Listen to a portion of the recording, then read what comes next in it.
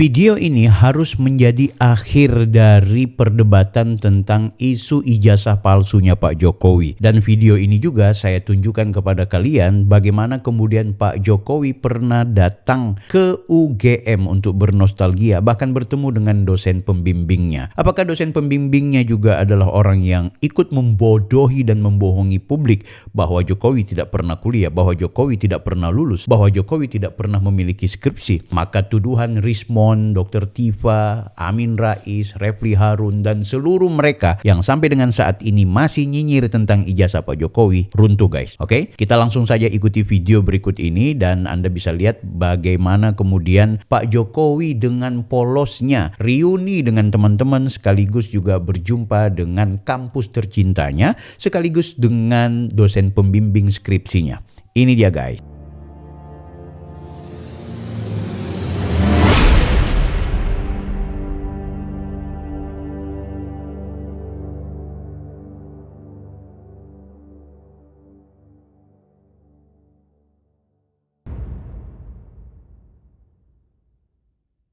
Presiden Joko Widodo Selasa pagi menghadiri Dies Natalis Universitas Gadjah Mada di Yogyakarta.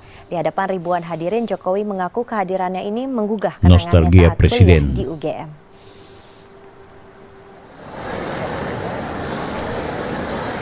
Ini, guys. Hadir sebagai pembicara dalam Dies Natalis UGM ke-68, Presiden Joko Widodo membuka kuliah umum dengan membeberkan kenangannya selama kuliah. Masuk UGM pada 1980, Jokowi mengaku berambut gondrong dan mengenakan celana cutbray. Guys, sebelum kita lanjut, menurut kalian apakah terlihat bahwa UGM secara kelembagaan ini, secara kolektif melakukan pembohongan dan pembodohan publik? Ini sekelas UGM, guys. Cukup berani kalau ada oknum-oknum yang kemudian memanfaatkan UGM untuk membuat ijazah palsu Pak Jokowi. Ini nggak rasional. Sehingga itu Bang Rismon, Anda harus hati-hati nih. Ketika saya masuk ke kampus kita yang kita cintai ini, kenangan saya kembali 37 tahun yang lalu.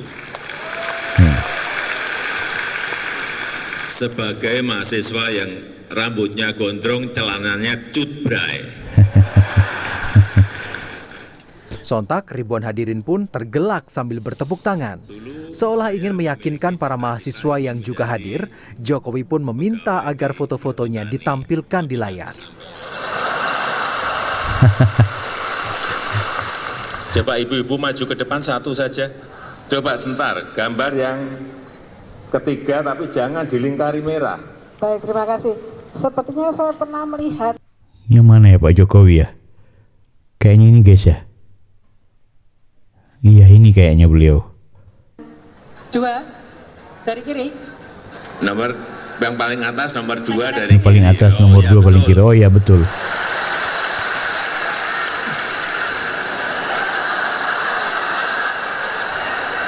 Apa? Sepeda.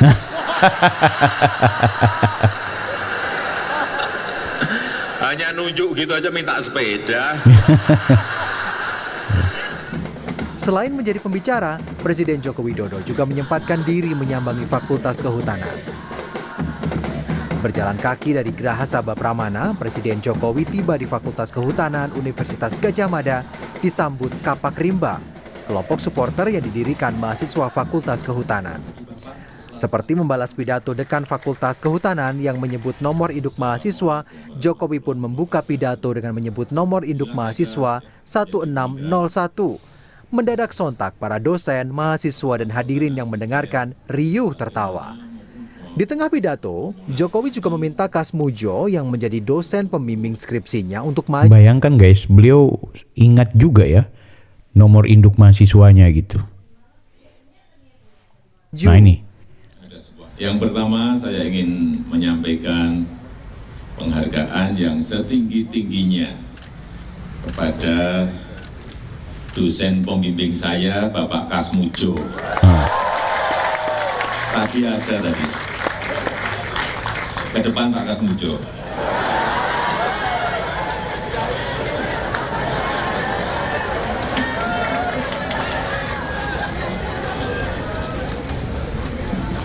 Guys, kira-kira wajah Bapak ini menipu? Kira-kira menurut Anda bahwa dosen pembimbing ini adalah dosen yang diculik dari mana gitu, yang dipaksa untuk mengaku bahwa bagian dari skenario UGM, bahwa sangat detail UGM untuk membuat seolah-olah Pak Jokowi itu punya dosen pembimbing dan lulus kuliah kan gitu. Itu cukup berani kalau betul-betul Bang Rismon itu mau menegaskan bahwa UGM adalah institusi kampus yang bertanggung jawab terhadap penipuan-penipuan yang dimainkan oleh Pak Jokowi ketika masa jadi presiden. Beliau itu dulu waktu bimbing saya, seingat saya galak sekali.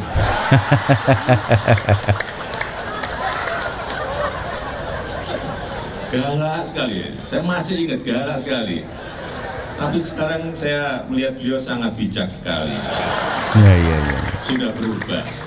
Jokowi menutup nostalgianya di Fakultas Kehutanan dengan menanam pohon cendana. Teguh Supriyadi, Yogyakarta. Jelas ya guys ya, mudah-mudahan jadi kejelasan tadi. Jadi kalau masih ada yang nyinyir mau mengatakan bahwa Pak Jokowi itu tidak lulus di UGM dan menggunakan ijazah palsu, termasuk juga skripsinya skripsi palsu, maka sesungguhnya dia cukup berani. Dan ini tuduhan yang bukan cuma ke Pak Jokowi, tapi tuduhan kepada UGM yang pasti melakukan tindakan terstruktur, sistematis, dan masif. Di mana UGM sangat detail membuat skripsi Pak Jokowi, membuat ijazahnya Pak Jokowi, dicocok-cocokkan dengan ijazah-ijazah teman-temannya, ya kan? Itu berarti hebat UGM, berani sekali, ya kan? Dan aku yakin dan percaya bahwa di UGM itu tidak tunggal, pasti banyak dosen-dosen dan juga orang-orang yang pasti akan speak up, akan bicara kalau benar-benar Pak Jokowi ini melakukan pembohongan publik, kan gitu guys.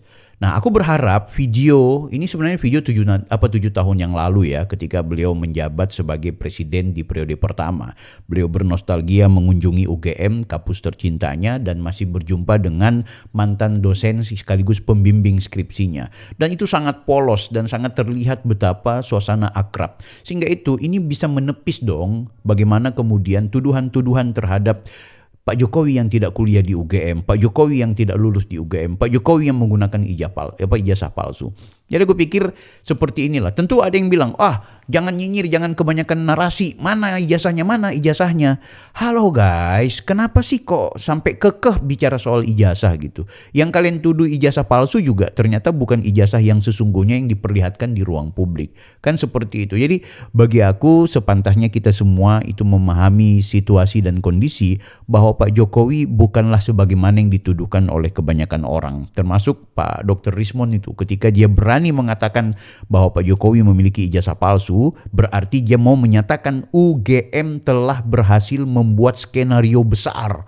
Besar sekali loh guys. Dan itu cukup berani kalau kemudian UGM secara terstruktur membuat ijazah palsu itu.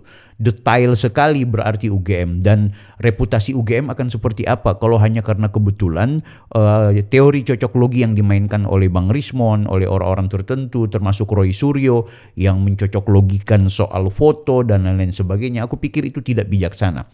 Jadi kesimpulannya adalah mereka-mereka yang sekarang ini bicara soal ijazahnya Pak Jokowi yang dinilai palsu itu adalah mereka yang sampai dengan sekarang memang anti Pak Jokowi, benci sama Pak Jokowi, akan menggunakan segala cara untuk kemudian mengganggu eksistensi seorang Pak Jokowi yang sampai dengan saat ini masih dicintai rakyat. Kita lihatlah betapa luar biasanya publik itu selalu memberikan apresiasi kepada Pak Jokowi. Kita bisa lihat bagaimana kegiatan Pak Jokowi pasca purna tugas, ketika dia cuma berliburan, cuma datang ke satu tempat ke tempat yang lain, cuma makan di sini, minum di sana, itu masyarakat tetap antusias.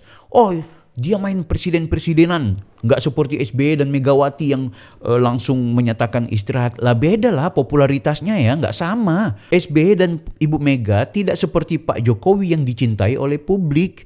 Pak Jokowi memang berhasil membangun brand, tapi bukankah membangun brand itu juga adalah sesuatu yang positif, ya kan? Kalau kemudian memang Pak Jokowi ada pelanggaran, ada perbuatan yang zolim, itu akan terbukti oleh ruang dan waktu.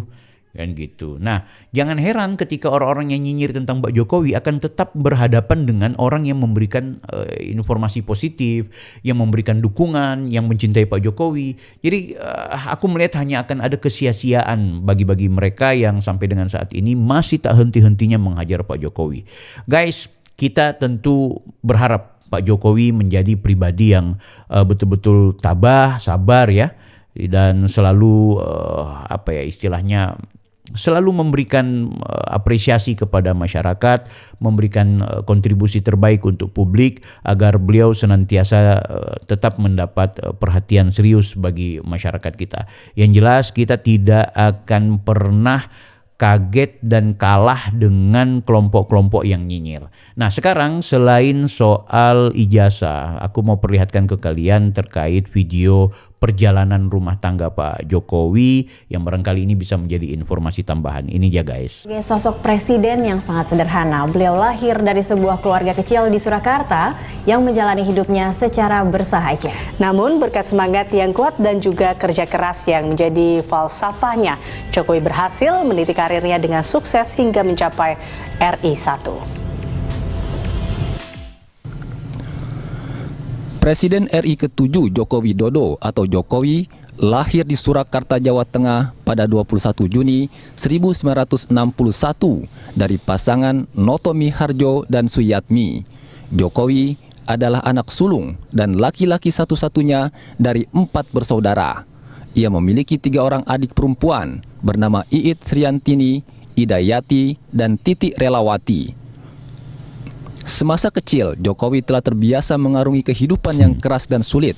Ia bahkan dikabarkan pernah berdagang, mengojek payung, dan menjadi kuli panggul untuk mencari sendiri keperluan sekolah dan uang jajannya sehari-hari. Jokowi dan keluarga bahkan pernah mengalami penggusuran rumah sebanyak 3 kali.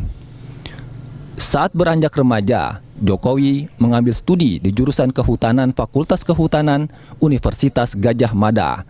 Kesempatan ini dimanfaatkannya untuk belajar struktur kayu, pemanfaatan, dan teknologinya. Ia berhasil menyelesaikan pendidikan dengan judul skripsi studi tentang pola konsumsi kayu lapis pada pemakaian akhir di Kodia Surakarta. Setelah lulus pada 1985, Jokowi pernah bekerja di BUMN PT Kertas Kraft Aceh dan ditempatkan di area hutan pinus Merkusi di dataran tinggi Gayo, Aceh Tengah. Jokowi menikah dengan Ariana di Solo pada 2 Desember 1986. Melalui pernikahan ini, kelak ia dikaruniai 3 orang anak, yaitu Gibran Rakabumi Raka, Kahiyang Ayu, dan Kaisang Pangarap. Tak lama bekerja di perusahaan, Jokowi muda memutuskan untuk berbisnis di bidang kayu dan bekerja di usaha milik pamannya di bawah bendera CV Roda Jati. Dan pada tahun 1988, ia memberanikan diri dengan membuka usaha sendiri dengan nama CV Rakabu yang diambil dari nama anak pertamanya. Menjalani usaha perkayuan membuat Jokowi berkesempatan berkeliling Eropa yang kemudian membuka matanya. Pengaturan kota yang baik di Eropa menjadi inspirasinya untuk diterapkan di Solo, hingga mendorongnya memasuki dunia politik. Jokowi ingin menerapkan kepemimpinan yang manusiawi dan mewujudkan kota yang bersahabat bagi penghuninya di daerah Surakarta. Pada Pilkada Kota Solo tahun 2005, Jokowi dan FX Hadi Rudiatmo mencalonkan diri sebagai wali kota dan wakil wali kota Surakarta. Mereka diusung oleh Partai Demokrasi Indonesia Perjuangan atau PDIP dan Partai Kebangkitan Bangsa atau PKB. Dalam pilkada, ia berhasil memenangkan pemilihan dengan persentasi suara sebesar 36,62%. Di bawah kepemimpinannya, Solo mengalami perubahan. Saat itulah bus batik Solo Trans diperkenalkan. Berbagai kawasan seperti Jalan Slamet Riyadi dan Ngarsopuro diremajakan, dan Solo menjadi tuan rumah berbagai acara internasional. Selain itu, Jokowi juga dikenal akan pendekatannya dalam merelokasi pedagang kaki lima yang memanusiakan manusia. Berkat pencapaiannya ini, pada tahun 2010 ia terpilih kembali sebagai wali kota Surakarta dengan suara lebih dari 90%.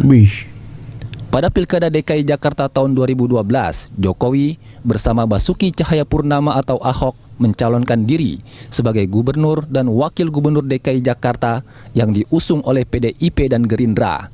Dan secara tak terduga, Jokowi berhasil memenangkan Pilkada Jakarta 2012. Kemenangannya dianggap mencerminkan dukungan populer untuk seorang pemimpin yang muda dan bersih. Setelah terpilih sebagai gubernur DKI Jakarta, popularitas Jokowi melejit berkat rekam jejaknya yang baik dan pendekatannya yang membumi dan pragmatis, seperti yang ditunjukkan melalui program Blusukan untuk memeriksa keadaan di lapangan secara langsung. Karir politik Jokowi meluncur bagaikan roda berputar. Pada pemilu tahun 2014, Jokowi bersama Yusuf Kala didaulat oleh Koalisi Partai Demokrasi Indonesia Perjuangan, Partai Nasdem, Partai Kebangkitan Bangsa, dan Partai Hanura untuk maju sebagai presiden dan wakil presiden.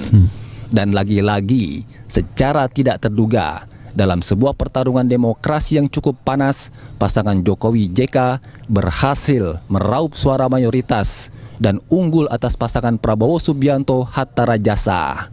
Atas kemenangan ini, Jokowi terpilih sebagai Presiden Republik Indonesia yang ke-7. Keren nggak guys? Mudah-mudahan video tadi bisa menginspirasi dan juga menggugah serta menghentikan informasi-informasi buruk tentang soal ijazah Pak Jokowi. Yang jelas beliau sudah menorehkan prestasi, ya banyak kelemahan, banyak kekurangan. Tapi aku pikir hentikan narasi kebencian, apalagi masalah ijazah palsu. Memalukan loh. Ini negara lain akan menertawakan kita gitu loh. Negara lain itu atau bangsa lain itu akan lucu terhadap kita yang kok terjebak dengan isu ijazah palsu. Hey, sekarang ini Trump lagi bikin satu kebijakan yang membuat ekonomi banyak negara termasuk Indonesia itu akan terancam dengan kebijakan yang berkaitan dengan bagaimana ada harga di pasar dan sistem ekonomi yang dimainkan oleh Trump ini yang bisa membahayakan kita gitu loh. Bangsa dan negeri di luaran sana sedang krisis, soal krisis pangan, krisis energi, perang di mana-mana. Kok kita masalah ijazahnya Pak Jokowi? Guys, hentikan, saya mohon hentikan, dan mari kita berbenah. Bagi kalian yang memang anti Pak Jokowi, teruslah memberikan kritik yang santun, tapi sekaligus juga jangan berhenti untuk menilai ada sesuatu yang barangkali perlu dievaluasi terkait perjalanan Pak Jokowi dan keluarganya, Pak Prabowo, ya itu penting juga supaya ada kontrol publik. Kita berjumpa di video berikutnya. Saya Bang Bil. Jangan lupa like, comment, and subscribe. Offside.